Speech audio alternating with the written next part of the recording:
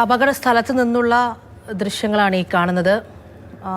തകർന്നു കിടക്കുന്ന ആ വാൻ്റെ ദൃശ്യങ്ങൾ നമുക്ക് കാണാം. അത്രത്തോളം വലിയൊരു അപകടമാണ്. ആ അപകടത്തിൽ മരിച്ച 9 പേരുടെ മൃതദേഹങ്ങൾ വഹിച്ചുള്ള ആംബുലൻസ് ഇപ്പോൾ നാട്ടിലേക്ക് തിരിച്ചിട്ടുണ്ട്. 9 മണിയോടുകൂടിയായിരിക്കും എത്തുന്നത്. നമുക്ക് ലിഷോയിലേക്ക് പോകാം. സംഭവ സ്ഥലത്ത് നിന്നും MS ലിഷോയ് കൂടി ചേരുന്നുണ്ട്. ലിഷോയ്, ആ ദൃശ്യങ്ങൾ കാണുന്നുണ്ട്. പ്രദേശത്തെക്കുറിച്ച് പറയുകയാണെങ്കിൽ മനോഹരമായ കാഴ്ചകൾ കാണാൻ പറ്റിയൊരിടം, അതേപോലെ തന്നെ അപകടം നിറഞ്ഞ ഒരു സ്ഥലം കൂടിയാണ്. പോകുന്ന ഓരോ വഴിയിലും അപകടങ്ങളെക്കുറിച്ചുള്ള സൂചനകളും നൽകിയിട്ടുണ്ട്. അതെല്ലാം തന്നെ നമുക്ക് ആ യാത്രയിലുടനീളം കാണാനും പറ്റുന്നതാണ്. ഈ അപകടം നടന്ന സ്ഥലം എന്ന് പറയുന്നത് തന്നെ ആ ഒരു പ്രദേശത്തെ ഏറ്റവും വലിയൊരു അപകട വളവ് കൂടിയാണ്. അത്രത്തോളം താഴ്ചയിലേക്ക് 200-300 അടി താഴ്ചയിലേക്കാണ് ആ വാഹനം വീണിരിക്കുന്നത്. ആ ദൃശ്യങ്ങൾ കാണുമ്പോൾ തന്നെ അറിയാം ഒരു അപകടത്തിൻ്റെ ആഘാതം അത് തുടക്കത്തിൽ തന്നെ എത്രത്തോളം ഉണ്ട് എന്നുള്ളത്.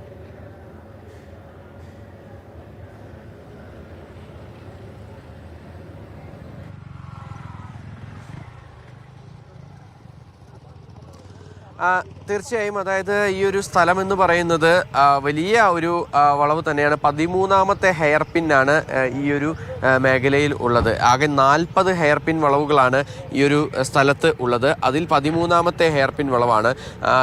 നമ്മൾ ഈ നിൽക്കുന്ന ഇടത്ത് നിന്നാണ് ഈ വാഹനം നേരെ ഈ ദിശയിൽ നിന്നാണ് വന്നത്. അതായത് ഈ ഭാഗത്ത് നിന്നും വന്ന വാഹനം നേരെ അതായത് ഒരു ഇറക്കവും അതുപോലെ തന്നെ അതിനോടൊപ്പം തന്നെ വളവുമാണ്. അവിടെ നിന്നും നേരെ വാഹനം ഇങ്ങോട്ടേക്ക് എത്തുകയും കൃത്യമായി ഈ ദിശയിലേക്ക് പോകേണ്ടതായിരുന്നു. പക്ഷേ ആ ദിശയിലേക്ക് പോകാതെ ഇത് ഈ കൈവരി ഇടിച്ച് തകർത്ത് നേരെ താഴേക്ക് പതിക്കുകയാണ് ഉണ്ടായത്. അതാണ് ഇത്രയും വലിയൊരു അപകടത്തിന് കാരണം ഇത്രയും ഉയരത്തിൽ നിന്ന് താഴേക്ക് പതിക്കുകയാണ്. ഇപ്പോൾ ആ ദൃശ്യങ്ങളിൽ ട്രാവലർ കിടക്കുന്ന ഒരിടത്തല്ല ശരിക്കും ഈ വാഹനം ചെന്ന് പതിച്ചിരുന്നത്. ഇവിടെ നിന്ന് നേരെ താഴേക്കാണ് വാഹനം വന്ന് പതിച്ചിരുന്നത്. ഇതിപ്പോൾ 13ാമത്തെ ഹെയർ പിൻ ആണെങ്കിൽ ഇതിന് തൊട്ട് താഴെ 12ഉം 11ഉം 10ഉം കഴിഞ്ഞ് 9ാമത്തെ ഹെയർ പിന്നിൻ്റെ ഭാഗത്തേക്കാണ് ഈ വാഹനം വന്ന് പതിച്ചിരിക്കുന്നത്. അപ്പോൾ തന്നെ നമുക്കൊന്ന് ഊഹിക്കാവുന്നതേ ഉള്ളൂ എത്രത്തോളം ആഴത്തിലേക്കാണ് ഈ വാഹനം ചെന്ന് പതിച്ചിരിക്കുന്നത്. നമുക്ക് ദൃശ്യങ്ങൾ പരിശോധിച്ച് കഴിഞ്ഞാൽ കൃത്യമായി കാണാം. ഓരോ തട്ടായി ഹെയർ പിന്നുകൾ ഇവിടെ കാണാൻ സാധിക്കും. അതായത് പല ഹെയർ പിന്നുകൾ ഇങ്ങനെ ഇറങ്ങിയാണ് ഈ ഒരു താഴത്തേക്ക്, അതായത് വാൽപ്പാറയിൽ നിന്ന് ആളിയാർ ഡാമിൻ്റെ പരിസരം പൊള്ളാച്ചി ഭാഗത്തേക്ക് എത്തുക. അത്രത്തോളം ഹെയർ പിന്നുകൾ കടന്നു വേണം താഴേക്ക് എത്താനായി.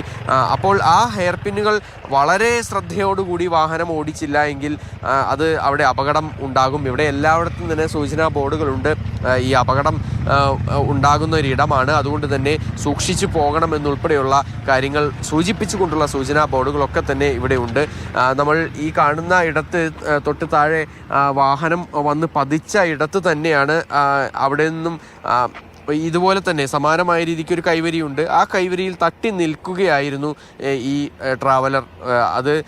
അതിൽ നിന്ന് ആളുകളൊക്കെ തന്നെ തെറിച്ച് ആ മറുഭാഗത്തേക്ക്, അതായത് ആഴമുള്ള മറുഭാഗത്തേക്ക് വീഴുകയാണ് ഉണ്ടായത് എന്നുള്ളതാണ് അവിടെ ഉണ്ടായിരുന്ന ഇന്നലെ നമ്മളോട് സംസാരിച്ച പോലീസുകാരുൾപ്പെടെയുള്ളവർ പറയുന്നത്. അതായത് അത്രത്തോളം ഈ ഒരു അപകടത്തിൻ്റെ ആഘാതം ഉണ്ടായിരുന്നു. മാത്രമല്ല ആ ട്രാവലർ എന്ന് പറയുമ്പോൾ വലിയൊരു വാഹനമാണ്. 10-16 ആളുകൾക്ക് ഇരിക്കാൻ കഴിയുന്ന വാഹനമായിരുന്നു ഇവർ പോയിരുന്നത്. പക്ഷേ ആ വാഹനം പൂർണ്ണമായും തകർന്ന നിലയിലാണ്. അതായത് ഒരു സാധാരണഗതിയിൽ ഒരു ട്രാവലറിൻ്റെ ഒക്കെ ഒരു വലിപ്പം നമുക്ക് അറിയാവുന്നതാണ്. പക്ഷേ ഇപ്പോൾ ആ തകർന്നു കിടക്കുന്ന ഒരു ട്രാവലറിൻ്റെ വലിപ്പം ഏകദേശം 1 മീറ്റർ മാത്രം ഉയരമേ ഉള്ളൂ എന്നുള്ളതാണ്. അത്രത്തോളം അത് തകർന്ന് കിടക്കുകയാണ് എന്നുള്ളതാണ് ഏറ്റവും വലിയൊരു കാര്യമെന്ന് പറയുന്നത്. അതാണ് ഈ അപകടത്തിൻ്റെ ആഘാതം ഇത്രത്തോളം വർദ്ധിക്കാനായി കാരണം. മാത്രമല്ല ഇവിടെ നിന്ന് വീഴുന്നത് നേരെ പാറക്കെട്ടുകൾക്കിടയിലേക്കാണ്. അതുകൊണ്ട് തന്നെ ആ വീഴ്ചയുടെ ആഘാതം അത് വലിയ തോതിൽ വർദ്ധിക്കുകയും ചെയ്യും. അതല്ല മരങ്ങളൊക്കെ തന്നെ ഉള്ള ഒരു മേഖലയായിരുന്നെങ്കിൽ ഒരുപക്ഷെ ഈ അപകടത്തിൻ്റെ വ്യാപ്തി കുറയുമായിരുന്നു എന്നുള്ളതാണ് ഇവിടെ ഉണ്ടായിരുന്ന എല്ലാവരും തന്നെ പറയുന്നത്. പക്ഷേ ആ അപകടത്തിൻ്റെ വ്യാപ്തി ഇത്രത്തോളം കൂടാനായുള്ളൊരു കാരണം എന്ന് പറയുന്നത് ഇത് നേരെ പാറക്കെട്ടുകൾക്കിടയിലൂടെ നേരെ റോഡിലേക്ക് വന്ന് പതിച്ചു എന്നുള്ളതാണ്. പലതവണ മറിഞ്ഞാണ് ആ വാഹനം അവിടേക്ക് വന്ന് പതിച്ചത് എന്നുള്ളതാണ് പറയുന്നത്. അത്രത്തോളം ഗുരുതരമായിരുന്നു ആ ഒരു അപകടം ഉണ്ടായത്. എന്തായാലും ഈ ഒരു ഭാഗത്ത് നിന്നാണ് ഈ വാഹനം നേരെ മുകളിൽ നിന്ന് വന്ന് നേരെ വളഞ്ഞ് ഈ ഒരു ഭാഗത്തേക്ക് പോകേണ്ടതായിരുന്നു വാഹനം. പക്ഷേ അങ്ങനെ പോകാനായി കഴിഞ്ഞില്ലെന്ന് മാത്രമല്ല, ഈ കൈവരി ഇടിച്ച് തകർത്ത് നേരെ താഴേക്ക് പോവുകയും ചെയ്തു ഈ വാഹനം. അതാണ് ഈ ഒരു വലിയ ദുരന്തത്തിലേക്ക് വഴിവെച്ച ഒരു കാരണമെന്ന് പറയുന്നത്. നിൽക്കുന്നത് ആ 13ാമത്തെ ഹെയർപിൻ വളവിലാണ്. 40 ഹെയർപിൻ. അതിൽ തന്നെ ഏറ്റവും അപകടം നിറഞ്ഞ സ്ഥലം എന്ന് പറയുന്നത് ഇതാ ഇപ്പോൾ അപകടമുണ്ടായ, നമുക്ക് ദൃശ്യത്തിൽ കാണാം, അപകടം നടന്ന ആ ട്രാവലർ മറിഞ്ഞ ലിഷോ ഇപ്പോൾ നിന്ന് സംസാരിച്ച 13ാമത്തെ വളവാണ്. അവിടെ നിന്നും ആ 13ാമത്തെ ഹെയർപിൻ വളവിൽ വെച്ച് വാഹനത്തിന് നിയന്ത്രണം നഷ്ടമായി 9ാമത്തെ വളവിലേക്ക്, അത്രത്തോളം 300 അടിയോളം താഴ്ചയിലേക്കാണ് മറിഞ്ഞത്. ഒരു വശത്ത് താഴെയായിട്ട് അവിടെയല്ല, ഇപ്പോൾ നമ്മൾ കാണുന്ന ആ സ്ഥലത്തല്ല ട്രാവലർ വന്ന് വീണത്, റോഡിൻ്റെ ആ സൈഡിലേക്ക് മാറ്റിയിട്ടിരിക്കുകയാണ്. അങ്ങനെ 13ാമത്തെ വളവിൽ നിന്നും 9ാമത്തെ വളവിലെ ഏറ്റവും അപകടം നിറഞ്ഞ 40ൽ ഏറ്റവും അപകടം നിറഞ്ഞ 13ാമത്തെ വളവിൽ നിന്നും ആ ട്രാവലർ താഴേക്ക് പതിച്ചാണ് ഈ 9 പേർ മരിച്ചത്.